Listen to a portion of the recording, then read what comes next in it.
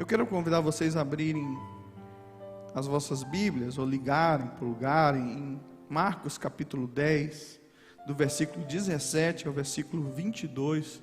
Eu quero falar sobre o jovem rico, algumas verdades que estão nessa história, e sobre a grande pergunta que tem nesse texto.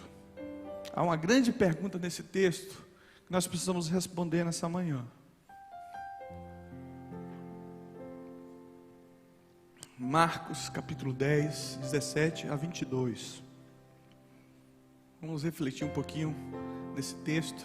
Eu quero aproveitar enquanto os irmãos abrem a Bíblia, ou ligam, agradecer por tantos votos de felicidade, de graça que a igreja, de uma forma por inteiro, desejou a mim, veio até mim, me presenteou. Eu me sinto honrado, amado, desde o pastor Edinaldo, por cada um de vocês. Fui realmente invadido com muito amor essa semana. Muito obrigado mesmo. Meu coração não tinha espaço assim. E graças a Deus pela bênção que tem sido essa igreja na minha vida, essa família que é a Igreja Presbiteriana Central. Se você ainda não é membro dessa igreja, você está perdendo de entender o que é o amor. Eu recebo muito amor de cada um de vocês, e eu gostaria muito que cada pessoa pudesse experimentar esse amor que eu tenho tido aqui na igreja. Vamos ler o livro, a palavra do Senhor diz assim: E pondo-se Jesus a caminho, correu um homem ao seu encontro, e ajoelhando-se perguntou-lhe: Bom mestre, que farei para herdar a vida eterna? Respondeu-lhe Jesus: Por que me chamas bom? Ninguém é bom senão um, que é Deus. Sabe os mandamentos? Não matarás, não adulterarás, não furtarás, não dirás falso testemunho, não defraudarás ninguém, honra teu pai e a tua mãe. Então ele respondeu: Mestre, tudo isso tenho observado desde a minha juventude, desde a minha tenra idade. E Jesus, fitando, o amou e disse: Só uma coisa te falta. Vai, vende tudo que tens e dá aos pobres, e terás um tesouro no céu. Então, vem e segue-me. Ele, porém, contrariado com esta palavra, retirou-se triste, porque era dono de muitas propriedades. Amém. Irmãos, esse é um texto que me chama muito a atenção. Texto que fala no meu coração, e que o Espírito Santo trouxe mais uma vez a mim nessa manhã, para falar com vocês. Eu sei que na história da humanidade tem várias perguntas importantes que foram feitas, mas para mim, em toda a história da humanidade, não sei, as questões filosóficas, psicológicas, seja o que for, essa é a pergunta central da história: o que devo fazer para herdar a vida eterna? Você já fez essa pergunta? Você já respondeu essa pergunta? Essa é a pergunta-chave que nós temos que nos fazer e que a gente precisa ter no nosso coração de uma forma muito certa, de uma forma muito apropriada. Eu sei que tenho a vida eterna, eu sei responder essa questão, eu já fiz essa pergunta, porque nós estamos num mundo que nem pensa nessa pergunta. As pessoas pensam que a vida não acaba. É interessante como a Bíblia nos chama a atenção para dizer assim: essa pergunta é fundamental, principalmente porque essa vida é muito passageira, muito tenra, muito rápida, muito célere. Você, no abrir e piscar de olhos, passou a vida. Eu pensei isso essa semana. Poxa, era um garotão, corria, jogava bola, o pessoal me chamava do pastor boy. Agora eu sou o pastor menos boy. A gente vai, né, todo mundo torcendo para ver um cabelo grisalho em mim. Eu sei que tem uma turma que torce: pastor, seus cabelos são pretos ainda. É uma turma aí que torce para ver os grisalhos, e vai acontecer isso a qualquer momento, né? Tem um ali, outro cá, mas a vida é muito rápida. Se nós olharmos lá no Salmo 90, eu acho interessante, vamos lá para o Salmo 90, que salmo fantástico esse salmo, que nos ensina também sobre essa questão da perenidade da vida. Ele diz assim, é um salmo do nosso querido Moisés, Senhor, tu tens sido o nosso refúgio de geração em geração. Ele está falando da vida. Se Deus não nos proteger, não vale a pena.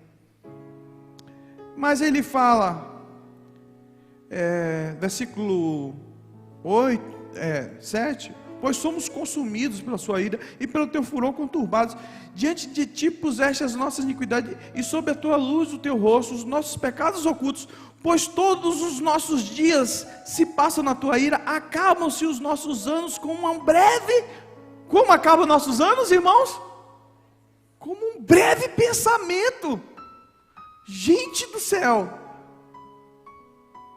Eu não sei se tem alguém aqui da psicologia, da psicanálise, que estuda a questão do pensamento, mas eu me detive nessa pequena questão e descobri que nós temos 60 mil pensamentos por dia. Você percebe? Isso é como um breve pensamento, a gente tem 60 mil pensamentos por dia. Como a vida passa rápida.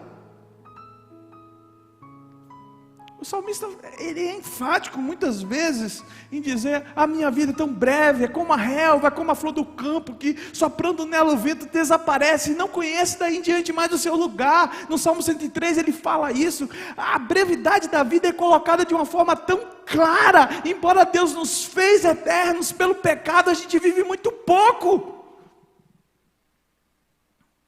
Nós pensamos pouco sobre isso. Pensamos demais nessa vida aqui e não deixamos de perceber a urgência, a importância, a necessidade de pensarmos sobre a vida eterna. Qual foi a última vez que você pensou sobre isso? Será que você olhou no espelho? Até brinquei com a minha sogra essa semana, uma piadinha cabreira, eu não gosto que eu conto piada, que a sogra foi falar com o genro, olha, estou toda enrugada, olha como eu estou velha, olha como eu estou acabada, me fale alguma coisa boa, meu genro. E o genro olha para ela e fala assim, a senhora está enxergando muito bem. A vida passa muito rápido, gente, rápido demais. Nós precisamos repensar sobre essa questão que está aqui nos colocada. O que devemos fazer para dar a vida eterna?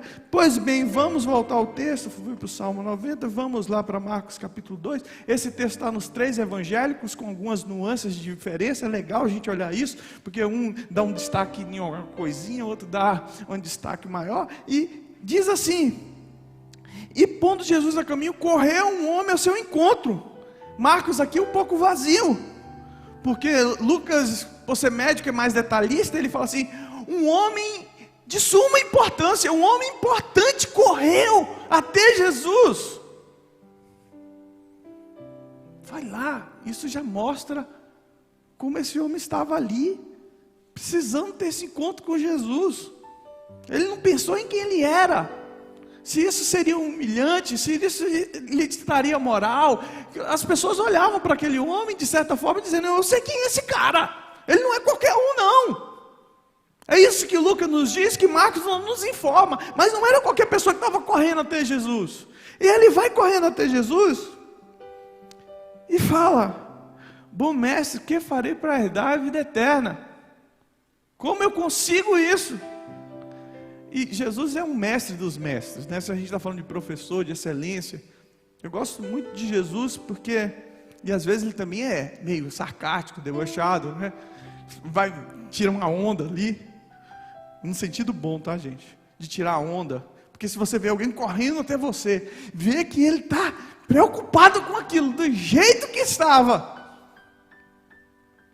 E Jesus chega, parece que dá um banho de água fria naquele homem, gente. É gostoso analisar o texto assim, né? Jesus fala assim, mas não tem ninguém bom não, cara. Que história é essa? Percebe como Jesus chega ali dão uma segurada nele, mas Jesus vai e, de vez de dar resposta, Jesus questiona-o. Você sabe os mandamentos? Faz a graduação ali dos mandamentos. Não faça isso, não faça aquilo, não faça aquilo, não faça aquilo. Ele fala, eu sei tudo isso. E outra coisa, ele não fala apenas eu sei. Ele fala assim, mestre, meu professor, tudo isso tenho observado desde a minha infância. Eu conheço tudo desde a infância. E aqui a gente tem que pensar sobre isso. Se conhecer apenas, a minha preocupação cada dia mais é, Leonardo, se eu tenho que pensar sobre a vida eterna, uma coisa que eu tenho que pensar todo dia é, cuidado com a minha religiosidade.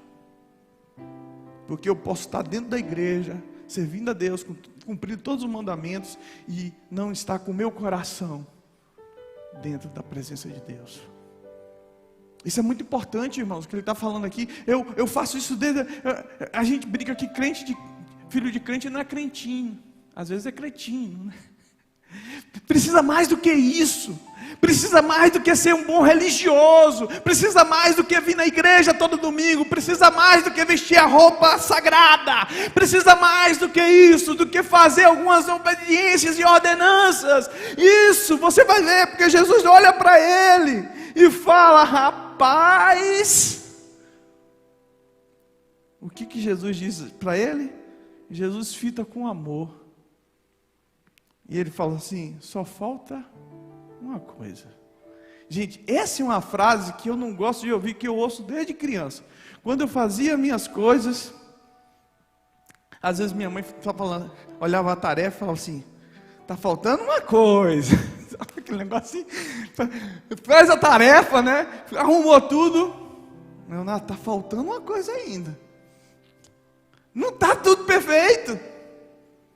Quantos aqui já fizeram, com certeza a grande maioria, fizeram trabalho monográfico, entregou alguma tese, alguma argumentação? Quantos, irmãos? Gente, qual é o medo que você tem de levar a sua escrita para quem? Para o danado do orientador.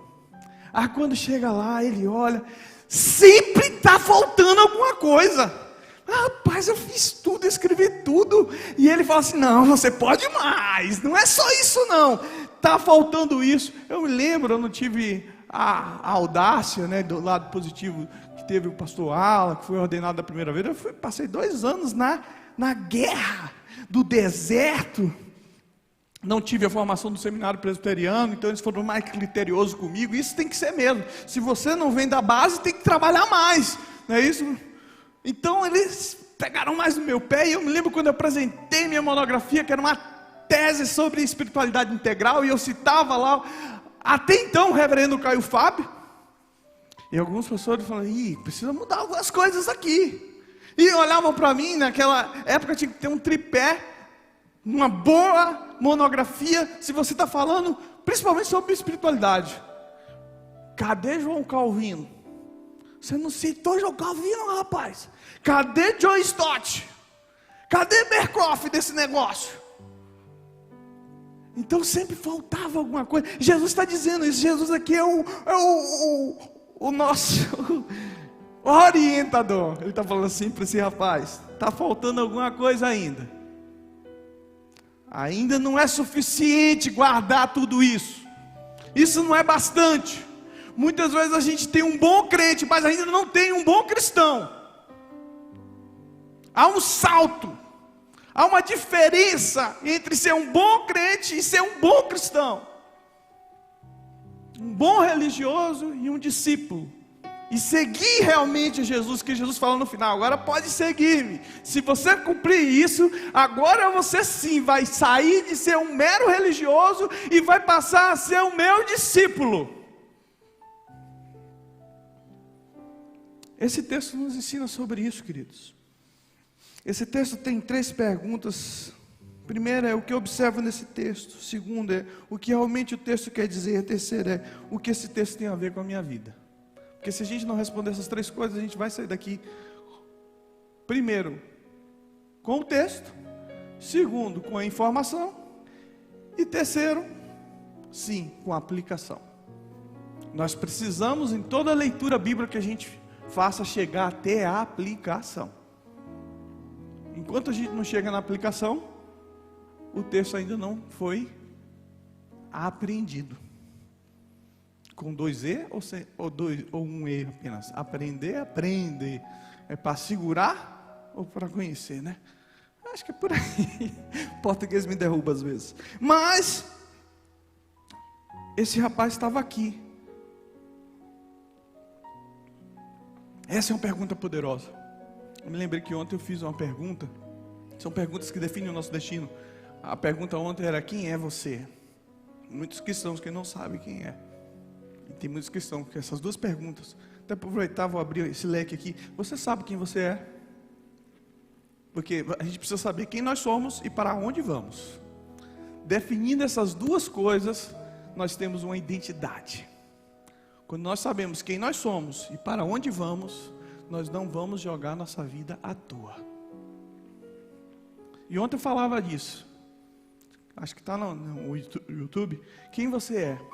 E eu me lembrei de uma historinha, antes de entrar aqui, que o Billy Graham contou em um dos seus sermões. Segundo ele, havia uma seletiva para os astronautas para ir à Lua. E a NASA trabalhou, e ainda tinha um grande número, e eles não poderiam resolver essa questão ainda. E agora, foi feito todo tipo de teste, psicológico, perguntas poderosas, e eles responderam todas. E consta no seu sermão que, então a NASA resolveu fazer uma pergunta: quem é você? E foi essa pergunta que definiu quem eram os tripulantes que iam viajar. Você sabe quem você é? Essa primeira pergunta talvez faça parte. Você sabe quem você é? Esse jovem aqui, ele era enganado a respeito dele. Ele se achava como uma pessoa boa, maravilhosa, tudo certo. Mas ele estava enganado. A gente vai descobrir isso daqui a pouco. Você sabe quem você é? Sócrates dizia que a gente precisa definir quem a gente é. Que a gente precisa saber quem somos.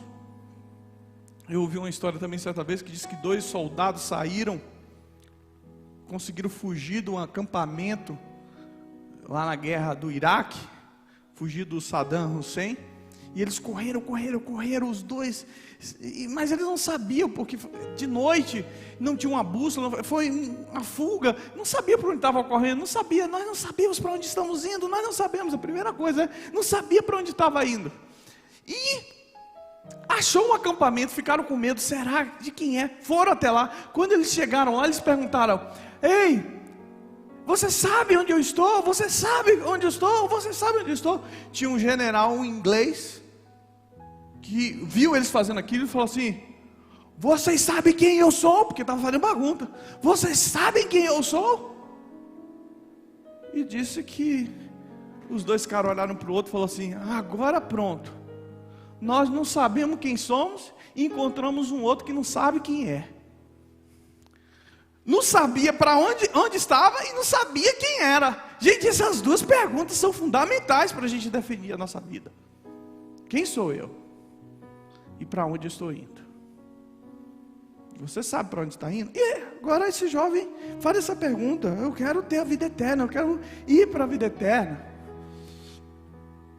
E ele tem alguns acertos aqui. Primeira coisa que ele coloca aqui é que ele tem a visão que existe a vida eterna. Sabia que tem muita gente que não acredita nisso? Ele fala para Jesus: Senhor, o que devo fazer, mestre, para ter a vida eterna? Ele tem a certeza que essa vida não é o fim. Ele tem a certeza que essa vida vai passar. Gente, quando eu olho as pessoas vivendo hoje, parece que a gente vive sem nenhuma convicção que essa vida vai passar, porque as pessoas vivem tão cheias de si, tão arrogantes, tão preocupadas com aqui e agora, tão preocupadas apenas com o materialismo, tão preocupadas às vezes com o crescimento cultural, com crescimento, com tantas coisas, que eu acho que falta-nos a capacidade de entender que existe uma vida e vem logo a vida eterna.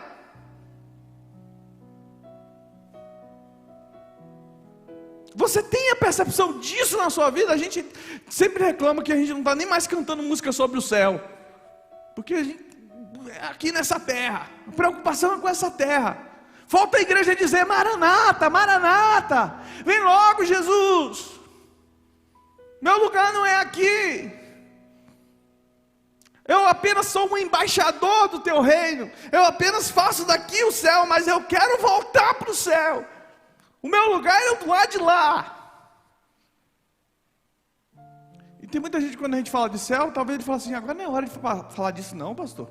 Falar de vida eterna, eu sou tão novo, eu tenho tantas coisas, eu estou com tantos planos em mãos, eu tenho tantas construções, eu tenho tanta coisa para fazer. Parar para pensar sobre eternidade, espiritualidade, não tem mais jeito. Tanto é que a cada dia eu vejo menos gente no culto. Talvez seja isso, porque a gente tem tantas preocupações. Quando eu pergunto para um irmão, muitas vezes na segunda-feira eu tenho curiosidade de ligar pelo menos para um ou dois, perguntar: meu querido, você não veio na igreja? Pastor, o senhor não sabe quanta coisa aconteceu, eu tive que resolver tantas coisas. Aí eu tenho que dizer: cara, você esqueceu a mais importante.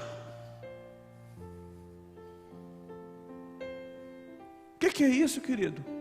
Você esqueceu da pergunta fundamental? Você esqueceu da vida eterna? Agora não é hora só de se divertir, não. Ah, pastor, porque domingo eu tenho que me divertir. É porque surgiu uma oportunidade de eu ganhar um pouco mais de dinheiro.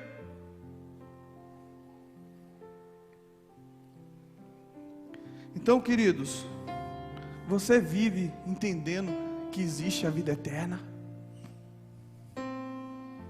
Você se preocupa com a sua salvação?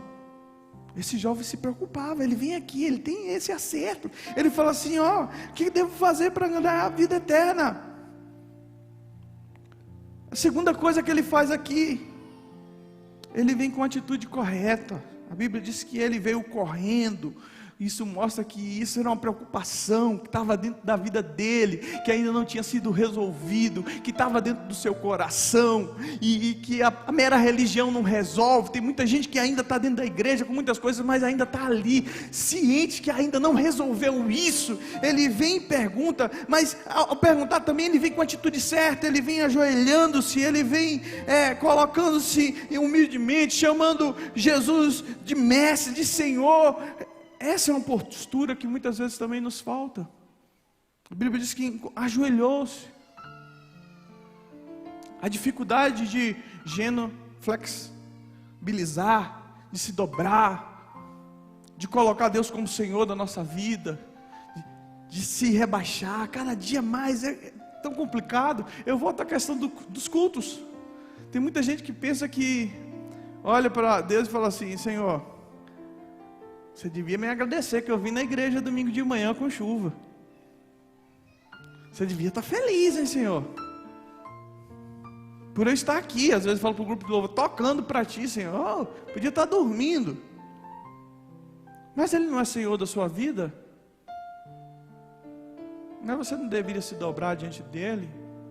Às vezes as pessoas me perguntam: vale a pena, pastor Léo, ter Jesus como Senhor? Já te perguntaram isso? Eu não quero ninguém que mande em mim. Eu falo assim: vale a pena ter alguém como Senhor, que entregou o seu próprio filho para morrer em teu lugar? Vale a pena? Vale a pena aquele que pegou todos os teus pecados, aquele que pegou toda a tua dívida e pagou lá? Porque às vezes a gente não entende isso. O texto de 2 Coríntios 5 diz assim: agora, pois, se alguém está em Cristo, nova criatura é. As coisas antigas se passaram e tudo se fez novo. Mas se passaram como? Parece que passou assim: ai, é que eu acordei e passou. Não, irmãos, não foi assim que você ganhou uma vida nova, não. Direito penal diz que é direito pretérito. Você fez algo, não tem como, está feito. Ah, mas agora eu sou bonzinho. Não vai pagar por isso que você fez, porque você já fez. Nós éramos pecadores, nós fizemos tudo. E como é que passou? Passou porque aquele que não tinha pecado entrou em meu lugar, foi a maldita cruz, derramou seu sangue para que eu e você pudesse ter uma nova vida. Não se passou assim não, irmãos. E por isso você tem que estar aqui nessa manhã de joelhos diante dele.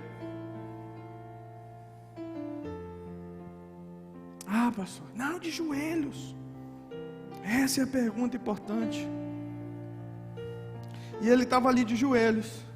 E segue. Tem muita gente que não entende isso sobre a vida eterna. E ele foi até Jesus, que é o caminho, a verdade e a vida. Ele vai, faz a pergunta certa, de forma certa, a pessoa certa.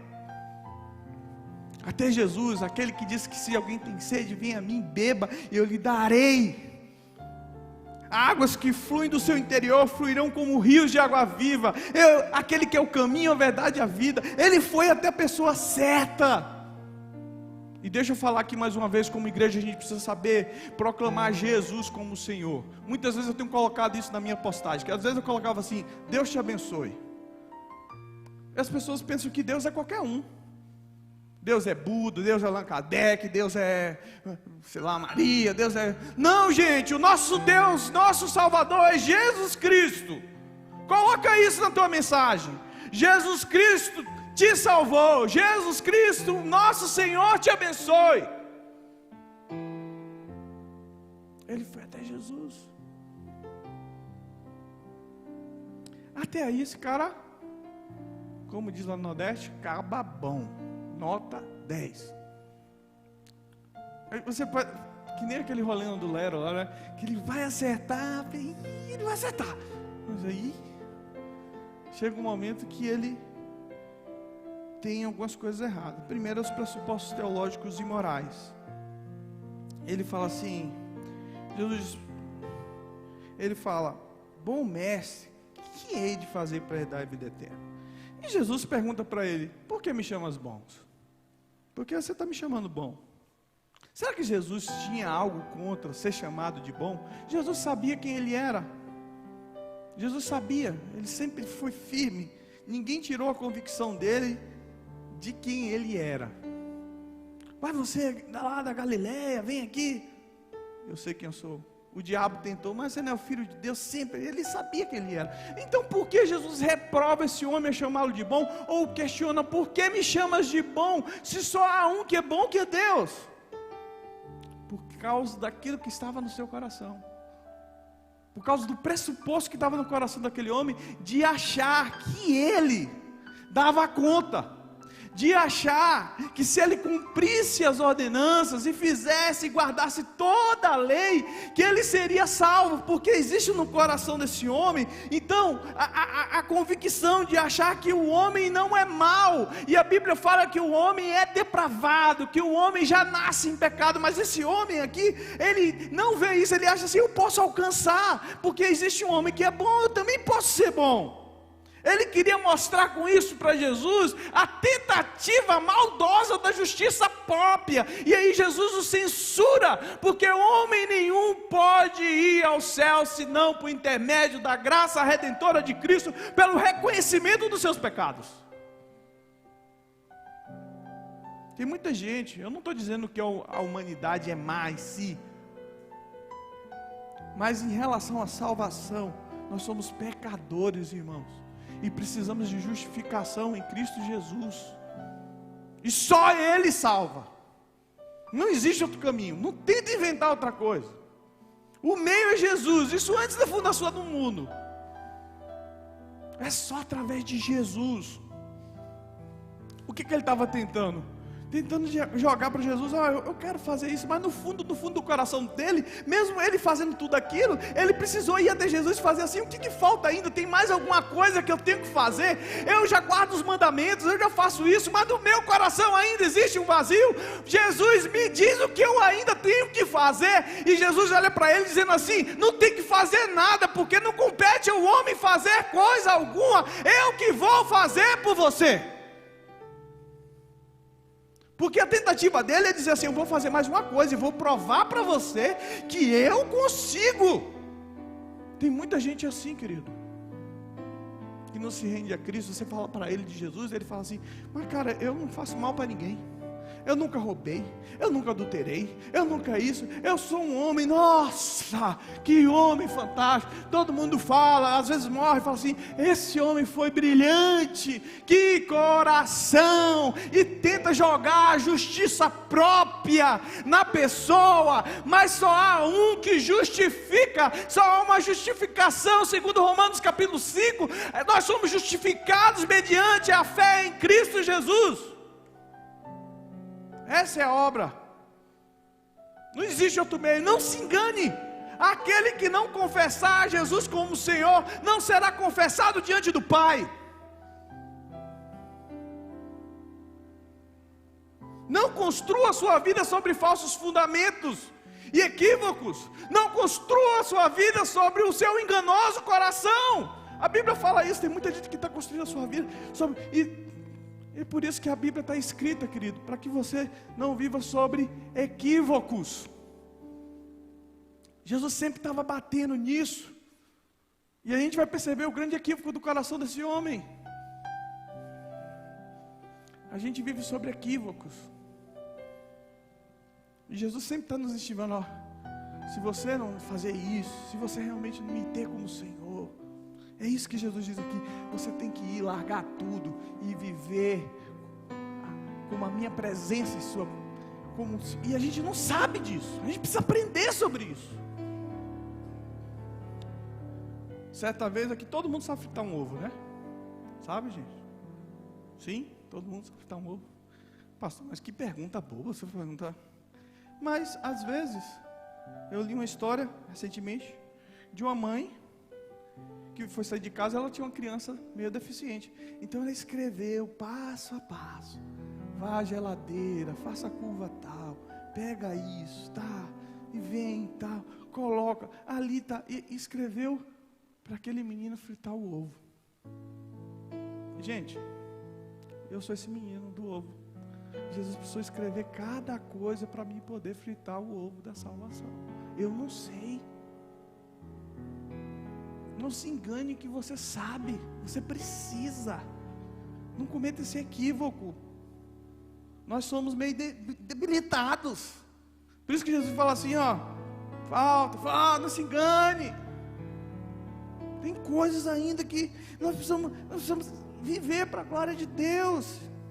Esse homem se achava bom, e Jesus está dizendo: você não é bom. E aí Jesus fala para ele: falta uma coisa, agora eu quero fazer isso. O que eu tenho que fazer? E Jesus deu algo, mas não era uma norma. Vai, vende tudo que tem, dê aos pobres. Então vem e segue. A Bíblia diz que aquele homem se entristeceu e saiu, sem poder fazer isso. Irmãos, deixa eu esclarecer uma coisa aqui. Primeiro, Jesus não é contra a riqueza. O texto não é sobre isso. Por isso que a gente tem que entender para aplicar. Jesus teve pessoas ricas. Jesus andou na casa de Zaqueu, que era um homem rico. A Bíblia fala de tantos homens ricos. Aqui a questão não é a riqueza. Aqui a questão que Jesus quer é dizer assim: ainda existe alguém que domina o seu coração. Ainda existe alguém que governa a sua vida. E por mais que você faça todas as coisas, enquanto eu não for Senhor da sua vida, você não vai entender o que é a vida eterna. Você não vai ter certeza da vida eterna. E eu quero dizer para você dessa manhã: enquanto na sua vida tiver qualquer coisa que você não possa entregar a Jesus, enquanto existe qualquer coisa na sua vida que é mais forte do que a vontade de Jesus, você nunca vai experimentar a vida eterna. Porque a vida eterna é para os corações que se rendem a Cristo. Enquanto não nos rendermos a Cristo, jamais receberemos a certeza da vida eterna. A grande necessidade da nossa vida é entender isso, a graça de Deus. Muitas vezes a gente está buscando para provar coisa para Deus. Dizem que Lutero foi o homem que mais pregou sobre a graça de Deus, soube dizer assim: é por Cristo que eu sou salvo. Mas às vezes, ele escreveu que depois de 20 anos, ele ainda declarava: eu ainda me vejo fazendo coisas para provar que eu sou merecedor da graça de Deus. Você não se vê assim às vezes? Eu preciso fazer isso. Não, gente, Jesus já fez tudo. Pastor, e quando eu peco? Os seus pecados foram levados na cruz. Você não pode viver em pecado, você não tem que fazer nada. Tem muita gente aí essa semana, quanta gente fazendo um monte de sacrifício para conquistar a bênção. A bênção já nos foi dada em Jesus, não tem mais sacrifício para ser feito.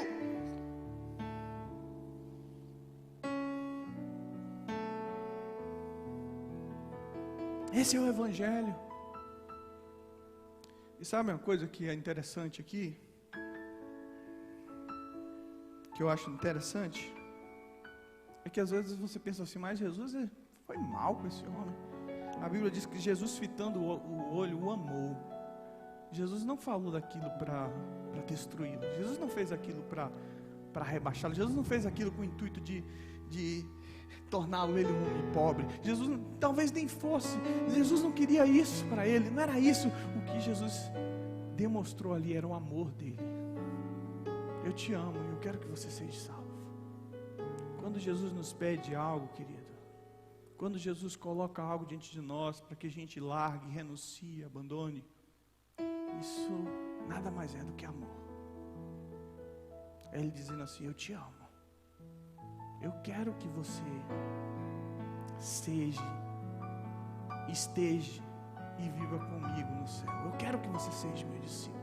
Eu quero que você experimente a vida eterna. Irmãos,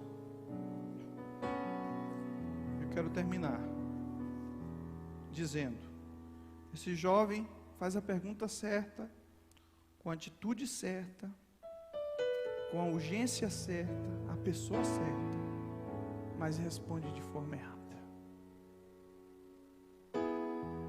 Nessa manhã, qual é a nossa resposta? Aquilo que o Senhor nos pede para ser Senhor das nossas vidas. Há alguma coisa que ainda você não abriu mão para que Cristo domine a sua vida? A Bíblia diz que aquele que amar pai, mãe, filho, qualquer coisa mais do que a mim, ainda não é digno de ser meu discípulo. O apóstolo Paulo diz assim: eu não sou comprometido com Cristo não, eu sou crucificado com Cristo. Eu não vivo mais, mas Cristo vive em mim. E esse viver que eu vivo agora, eu vivo para a sua glória. O que ainda te impede, querido, de viver a vida eterna em Cristo Jesus? O que ainda governa o teu coração? Nessa manhã, fale: Jesus, eu quero que tu sejas Senhor do meu coração. O Senhor nos convida a entregar o nosso coração a Ele nessa manhã, para que possamos experimentar a vida eterna. Feche seus olhos, vamos orar, vamos falar com o Senhor. Toda a equipe de louvor, amém. Oh Pai, não nos deixe, Senhor, perder a vida eterna. Não nos deixe, Senhor, perder a vida eterna. Senhor, com os olhos fechados, com o nosso coração diante de Ti nessa manhã, nós estamos, Senhor. O que mais anseiamos nessa manhã é render-te a Ti o nosso coração. Nós queremos, Senhor, ter a certeza da vida eterna. Nós queremos isso, Senhor. Nós queremos sair da faixa da religiosidade, experimentar o que é ser Teu discípulo, viver sob a orientação Tua plena, viver seguindo a Tua vontade, Senhor. Nós queremos experimentar isso nessa manhã, Senhor. Ó Pai, ministra a Tua igreja, Senhor. Ministra, Senhor, essa verdade. Em nome de Jesus, Senhor. Que essa palavra se cumpra em nossas vidas, que a igreja, ao sair desse local de adoração, possa sair com essa certeza: eu sei que sou salvo em Cristo Jesus. Pai, assim nós oramos. Amém e amém. Fique de pé, vou dar a bênção. Vamos Vamos receber a bênção do Senhor, encerrando o nosso culto nessa manhã. Que a graça do nosso Senhor Jesus Cristo, que o amor de Deus Pai e a consolação do Santo Espírito seja com cada um de vós, hoje e para sempre. Amém. Deus abençoe, irmãos.